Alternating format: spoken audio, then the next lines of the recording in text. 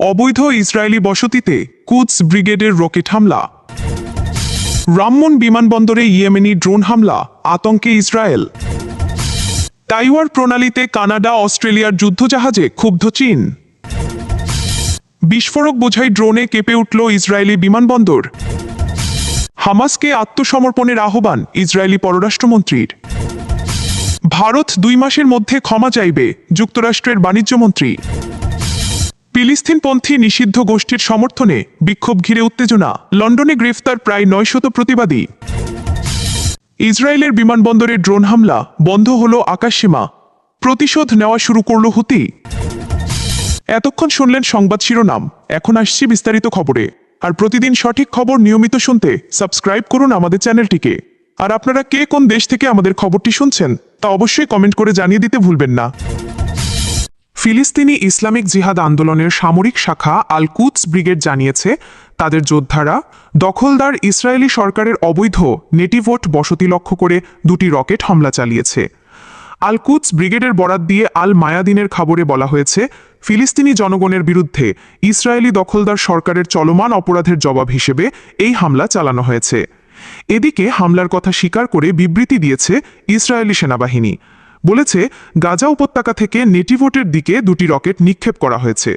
তাদের দাবি, এর মধ্যে একটি রকেট প্রতিহত করা হয়েছে এবং অন্যটি একটি খোলা জায়গায় গিয়ে পড়েছে। এর আগে ইসরায়েলি গণমাধ্যম জানায়, এই রকেট হামলার পর তথাকথিত গাজা এনভেলাপ জোন এবং পশ্চিম নাকাব জুড়ে সাইরেন বেজে ওঠে। এদিকে সর্বশেষ এই অভিযানটি গত কয়েকদিনের ইসরায়েলি হামলায় গাজার সবচেয়ে রক্তক্ষয়ী ঘটনার পরই ঘটল। দখলদার ইসরায়েলের অব্যাহত আগ্রাসনে গত 48 ঘণ্টায় অন্তত 83 জন ফিলিস্তিনি শহীদ হয়েছেন। এর মধ্যে শনিবারই নিহত হয়েছেন 62 জন, যাদের মধ্যে 15 জন মানবিক সহায়তার জন্য অপেক্ষমান ছিলেন। রোববার আরও 21 জন নিহত হন, যাদের মধ্যে 8 জন আল ফারাবি স্কুলের আশ্রয় নেওয়া বেসামরিক, আর 2 জন শিশু গাজা সিটির একটি বাস্তুচ্যুত শিবিরে নিহত হয়। গাজার স্বাস্থ্য মন্ত্রণালয় জানিয়েছে, 2023 সালের অক্টোবর থেকে চলমান ইসরায়েলি আগ্রাসনে এ পর্যন্ত 64,368 জন শহীদ এবং 1,62,777 জন আহত হয়েছেন। নিহতদের মধ্যে শুধু শিশুই রয়েছে 20,000-এরও বেশি। ইসরায়েলের দক্ষিণে অবস্থিত এলাত শহরের রামন বিমানবন্দরে নতুন করে হামলার খবর জানিয়েছে দখলকৃত ফিলিস্তিনি ভূখণ্ডের স্থানীয় গণমাধ্যম। ফিলিস্তিনি শাহাব নিউজ এজেন্সি ইসরায়েলি গণমাধ্যমের উদ্ধৃতি দিয়ে এ তথ্য জানিয়েছে। এতে বলা হয়েছে, ইয়েমেনি ড্রোনটি নেগেভ মরুভূমিতে অবস্থিত রামন বিমানবন্দরে আঘাত এনেছে এবং বিমানবন্দরের সব ফ্লাইট স্থগিত করা হয়েছে। সেই সঙ্গে ইসরায়েলিদের মধ্যে আতঙ্ক ভর করেছে। এই হামলার পর বিমানবন্দর এলাকা থেকে ধোঁয়া উঠতে থাকা ছবিও প্রকাশ করেছেন সামাজিক যোগাযোগ মাধ্যম ব্যবহারকারী ইসরায়েলিরা। পাশাপাশি হামলায় বেশ কয়েকজন আহত হয়েছেন বলেও জানিয়েছে কিছু ইসরায়েলি সূত্র। ইসরায়েলি চ্যানেল 14 জানিয়েছে, হামলার পর দখলদার সরকারের ফায়ার সার্ভিস সদস্যরা ঘটনাস্থলে পৌঁছেছে। ইসরায়েলি বিমান বাহিনীর মুখপত্র জানিয়েছে, হামলার ঘটনায় রামন বিমানবন্দরের সব ফ্লাইট স্থগিত করা হয়েছে। ইসরায়েলি গণমাধ্যমগুলো দেশটির সামরিক সূত্রের বরাত দিয়ে জানিয়েছে, ইয়েমেনি ড্রোনটি বিমানবন্দরের যাত্রী টার্মিনালকে লক্ষ্য করে হামলা চালায়। সূত্রগুলো আরও জানিয়েছে, এই হামলায় অন্তত 2 জন আহত হয়েছেন। দৈনিক ইসরায়েল হায়াম জানিয়েছে, রামন বিমানবন্দরের যাত্রী টার্মিনালই হামলার মূল লক্ষ্য ছিল, যদিও ইয়েমেনি কর্তৃপক্ষের তরফ থেকে এ বিষয়ে এখনও পর্যন্ত কোনো বিবৃতি পাওয়া যায়নি। কানাডা ও অস্ট্রেলিয়ার 2টি যুদ্ধজাহাজ তাইওয়ান প্রণালীর স্পর্শকাতর জলসীমা অতিক্রমের ঘটনায় ক্ষোভ প্রকাশ করেছে চীন। গত শনিবার দেশটির সামরিক বাহিনী বলছে, তারা এই ঘটনাকে সমস্যা সৃষ্টির চেষ্টা ও উস্কানি হিসেবে দেখছে। চীনের পিপলস লিবারেশন আর্মির ইস্টার্ন থিয়েটার কমান্ড জানায়, কানাডার যুদ্ধজাহাজ ভিল দে কুবেক এবং অস্ট্রেলিয়ার নিয়ন্ত্রিত ক্ষেপণাস্ত্র গাইডেড মিসাইল ধ্বংসকারী যুদ্ধজাহাজ ব্রিসবেন তাইওয়ান প্রণালী অতিক্রম করেছে। এই সময় চীনের সেনারা যুদ্ধজাহাজ দুটিকে অনুসরণ ও সতর্ক করেছে। পিএলের ইস্টার্ন থিয়েটার কমান্ডের বিবৃতিতে বলা হয়, কানাডা ও অস্ট্রেলিয়ার এই ধরনের কর্মকাণ্ড ভুল বার্তা দিচ্ছে এবং নিরাপত্তা ঝুঁকি বাড়াচ্ছে। অস্ট্রেলিয়ার প্রতিরক্ষা মন্ত্রণালয় এক মুখপত্র রবিবার জানান, রয়্যাল অস্ট্রেলিয়ান নেভির HMAS ব্রিসবেন 6 থেকে 7 সেপ্টেম্বরের মধ্যে তাইওয়ান প্রণালী পাড়ি দিয়েছে। নিয়মিত নৌ চলাচলের অংশ হিসেবে আন্তর্জাতিক আইন মেনেই তা করা হয়েছে। মুখপত্র আরও জানান, কানাডার যুদ্ধজাহাজ HMCS ভিল ডে কুবেক ও একই সময় ওই প্রণালী অতিক্রম করেছে। অস্ট্রেলিয়ার নৌবাহিনী ও বিমান বাহিনী আন্তর্জাতিক জলপথে চলাচলের স্বাধীনতা অব্যাহত রাখবে এবং জাতিসংঘের সমুদ্র আইন কনভেনশন মেনে চলবে। কানাডা সামরিক বাহিনীর এক মুখপত্র বলেছেন, বর্তমানে তাইওয়ান প্রণালীতে থাকা আমাদের জাহাজগুলোর যাত্রাপথ নিয়ে মন্তব্য করব না। তবে তিনি বলেন, ভিলদে কুবেক বর্তমানে অপারেশন হরাইজনে অংশ নিচ্ছে। ইন্দো প্যাসিফিক অঞ্চলে শান্তি ও স্থিতিশীলতা জোরদার করাই এই অপারেশনের উদ্দেশ্য। কানাডার সরকারের এক বিবৃতিতে বলা হয়েছে, জাহাজটি চলতি সপ্তাহের শুরুতে ফিলিপিনের অর্থনৈতিক অঞ্চলে নৌমহড়ায় অংশ নিয়েছিল। এদিকে তাইওয়ানের প্রতিরক্ষা মন্ত্রণালয় জানায়, প্রণালী পরিস্থিতি তারা নিবিড়ভাবে পর্যবেক্ষণ করছে। নিরাপত্তা ও স্থিতিশীলতা বজায় রাখতে উপযুক্ত নৌ ও বিমান বাহিনী মোতায়েন করা হচ্ছে। যুক্তরাষ্ট্রের নৌবাহিনী প্রতি মাসে অন্তত একবার তাইওয়ান প্রণালী দিয়ে জাহাজ পরিচালনা করে। তাদের সঙ্গে মাঝে মাঝে কানাডা, ব্রিটেন ও ফ্রান্সের যুদ্ধ জাহাজও থাকে। এই সব দেশ ও তাইওয়ান প্রণালীটিকে আন্তর্জাতিক জলপথ বলে মনে করে, কিন্তু চীনের দাবি তাইওয়ান প্রণালী তার আঞ্চলিক জলসীমার অন্তর্ভুক্ত। স্বশাসিত দ্বীপ তাইওয়ান বেইজিংয়ের এই দাবি প্রত্যাখ্যান করে। গত 5 বছরে তাইওয়ানের উপর সামরিক চাপ বাড়িয়েছে চীন। চাপের অংশ হিসেবে তাইওয়ানের কাছাকাছি অঞ্চলে প্রণালীতে নিয়মিত যুদ্ধ মহড়া চালাচ্ছে বেইজিং। দখলদার ইসরায়েলের দক্ষিণাঞ্চলের ইলাতের রামন বিমানবন্দরে আঘাত হেনেছে ড্রোন। ইয়েমেনের সশস্ত্র হুতি বিদ্রোহীরা এই ড্রোন হামলা চালিয়েছে। শক্তিশালী বিস্ফোরক বোঝায় ড্রোনে কেঁপে ওঠে বিমানবন্দরটি। সামাজিক মাধ্যমে প্রকাশিত ভিডিওতে দেখা গেছে, বিমানবন্দরের টার্মিনাল থেকে ধোঁয়ার কুণ্ডলী বের হচ্ছে। ইসরায়েলি সেনাবাহিনী এর আগে জানিয়েছিল, ইয়েমেন থেকে ছোড়া 3টি ড্রোন ভূপাতিত করা হয়েছে। এর কিছুক্ষণ পরই রামন বিমানবন্দরে আছড়ে পড়ে এই ড্রোন। সাধারণত ইসরায়েলি আকাশসীমায় ড্রোন বা মিসাইল প্রবেশ করলে সতর্কতামূলক সাইরেন বেজে ওঠে। তবে আজকের রোববারের হামলার সময় কোনো সাইরেন বাজেনি। কেন বাজেনি তা এখন তদন্ত করছে ইসরায়েলি সেনাবাহিনী। এছাড়া ড্রোনটি কিভাবে প্রতিরক্ষা ব্যবস্থা ফাঁকি দিল সেটিও খুঁজে বের করা হবে বলে জানিয়েছে দখলদার বাহিনী। ড্রোন আঘাত হানার পরপর রামন বিমানবন্দর ও আশেপাশের এলাকার আকাশসীমা বন্ধ করে দিয়েছে ইসরায়েল। হুতিদের ড্রোন বিস্ফোরিত হয়ে 2 জন ক্ষতিগ্রস্ত হয়েছে বলে জানিয়েছে অ্যাম্বুলেন্স সেবা প্রদানকারী সংস্থা মেগান ডেভিড অ্যাডাম। এর মধ্যে একজনের গায়ে ড্রোনের ধ্বংসাবশেষ এসে লেগেছে। অপরজন প্রচণ্ড ভয় পেয়ে অসুস্থ হয়ে পড়েছেন। পরবর্তীতে জানা যায় আরও কয়েকজন ক্ষতিগ্রস্ত হয়েছেন, যাদের চিকিৎসা দেওয়া হচ্ছে।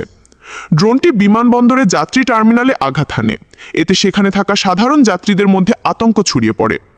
গত সপ্তাহে হুতি সরকারের প্রধানমন্ত্রী সহ 12 মন্ত্রীকে হত্যা করে ইসরায়েল। হুতিরা এ হামলার প্রতিশোধ নেয়ার হুমকি দিয়েছিল। এরপর থেকে তারা ইসরায়েলে প্রায় প্রতিদিনই ড্রোন ছুটছে। হামাসকে আবারও আত্মসমর্পণের আহ্বান জানিয়েছে ইসরায়েল।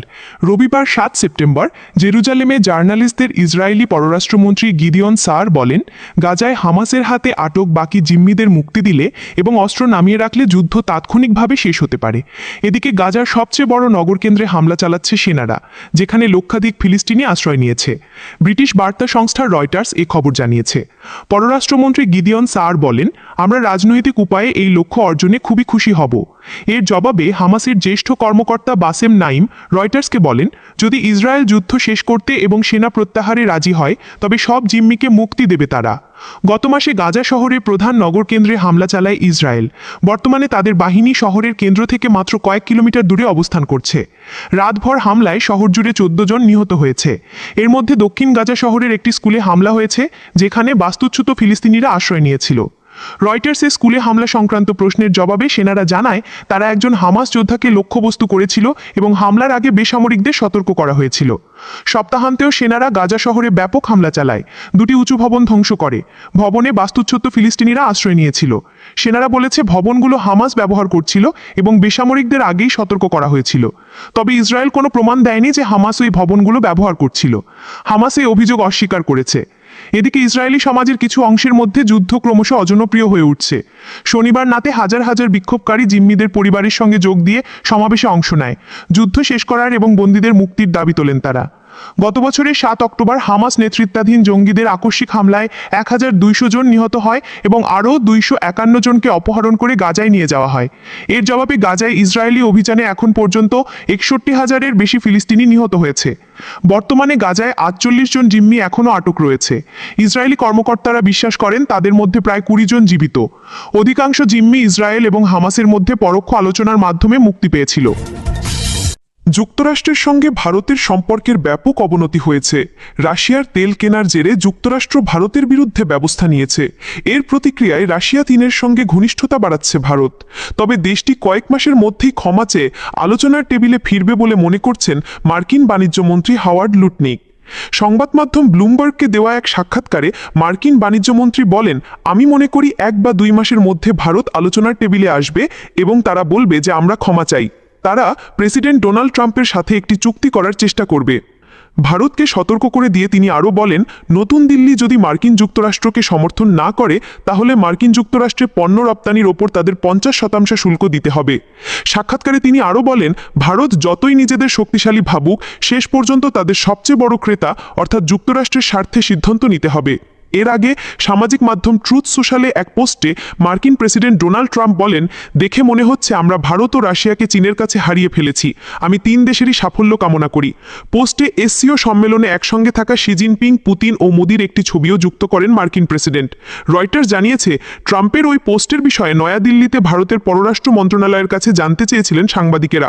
মন্ত্রণালয়ের পক্ষ থেকে বলা হয়, এ নিয়ে তাদের কোনো মন্তব্য নেই। প্যালেস্টাইনপন্থী গোষ্ঠী প্যালেস্টাইন অ্যাকশনের উপর থেকে নিষেধাজ্ঞা প্রত্যাহারের দাবি বিক্ষোভ ঘিরে শনিবার উত্তাল হয় লন্ডনের রাস্তা। শনিবারের ওই বিক্ষোভের জেরে এখনও পর্যন্ত প্রায় 900 জনকে গ্রেফতার করা হয়েছে লন্ডনে। নিষিদ্ধ ওই সংগঠনের সমর্থনে বিক্ষোভ প্রদর্শন না করার জন্য সাধারণ মানুষকে অনুরোধ জানিয়েছে ব্রিটেনের প্রশাসন। ইসরায়েলে একের পর এক ড্রোন হামলা শুরু করল ইরান সমর্থিত হুতি গোষ্ঠী। ইসরায়েলি সেনা এই হামলার কথা স্বীকার করেছে। তারা জানিয়েছে, ইয়েমেন থেকে একাধিক ড্রোন ইসরায়েলের উদ্দেশ্যে নিক্ষেপ করা হয়েছিল। তাদের মধ্যে একটি ড্রোন ইলাতের আন্তর্জাতিক বিমানবন্দরে আঘাত করেছে। এর ফলে ইসরায়েলের আকাশসীমা বন্ধ করে দেওয়া হয়েছে। বিমান চলাচল সাময়িক স্থগিত করেছে ইসরায়েলি সরকার। রবিবার নতুন করে ইসরায়েলের উপর হামলা শুরু করেছে বিদ্রোহী শিয়া সশস্ত্র গোষ্ঠী হুথি। ইয়েমেন থেকে বেশ কয়েকটি ড্রোন ছোড়া হয় দক্ষিণ ইসরায়েল লক্ষ্য করে। ইসরায়েলি সেনা জানিয়েছে, অনেকগুলি ড্রোন তারা ধ্বংস করেছে, তবে একটি ড্রোন বিমানবন্দরে আঘাত করে। এই ড্রোন হামলায় বিমানবন্দরে কতটা ক্ষতি হয়েছে তা এখনও স্পষ্ট করে জানায়নি বেঞ্জামিন নেতানিয়াহু সরকার। শুধু তাই নয়, এখনও পর্যন্ত কোনো হতাহতের খবরও মেলেনি। গত মে মাসেও হুথিদের ছোড়া ক্ষেপণাস্ত্র ইসরায়েলের মূল বিমানবন্দরের কাছে আঘাত করেছিল। ওই হামলায় 4 জন আহত হয়েছিলেন। সেই হামলার কারণে বেশ কয়েকটি বিমান সংস্থা ইসরায়েলে বিমান পরিষেবা স্থগিত রেখেছিল। পাল্টা হামলা চালিয়েছিল ইসরায়েলও। ইয়েমেনের রাজধানী সানার বিমানবন্দর ধ্বংস করেছিল ইসরায়েলি সেনা। দিন কয়েক আগে ইসরায়েলের আকস্মিক বিমান হামলায় মৃত্যু হয় হুথি প্রধানমন্ত্রী আহমেদ গালিব আল রাহাবির। শুধু তাই নয়, দেশের আরও কয়েকজন মন্ত্রীরও মৃত্যু হয় ইসরায়েলি বিমান হামলায়। সেই ঘটনার পর সরাসরি ইসরায়েলকে হুঁশিয়ারি দিয়েছিল হুথি। সে সময় ইয়েমেনি রাজনীতিবিদ এবং সামরিক কর্তা মাহদি আল মাসাদ বলেছিলেন, আমরা এর প্রতিশোধ নেবই। এই গভীর ক্ষত নিয়েই আমরা জয় ছিনিয়ে আনব। অনেকের মতে রাহাবির মৃত্যুর প্রতিশোধ নিতেই রবিবার ইসরায়েলে হামলা চালিয়েছে হুথি। যদিও এই হামলা প্রসঙ্গে হুথির পক্ষ থেকে এখনো কোনো বিবৃতি দেওয়া হয়নি। 2023-এর 7ই অক্টোবর গাজা ভূখণ্ডে সশস্ত্র প্যালেস্তাইনি গোষ্ঠী হামাসের বিরুদ্ধে ইসরায়েলি সেনার অভিযান শুরুর পরে হুথি বাহিনী ব্যালিস্টিক এবং ক্রুজ ক্ষেপণাস্ত্র ছুড়েছিল তেল আবিবে। এরপরে পশ্চিম এশিয়ায় মোতায়েন মার্কিন সেনার সেন্টিকম হুথির বিরুদ্ধে অভিযান চালায়।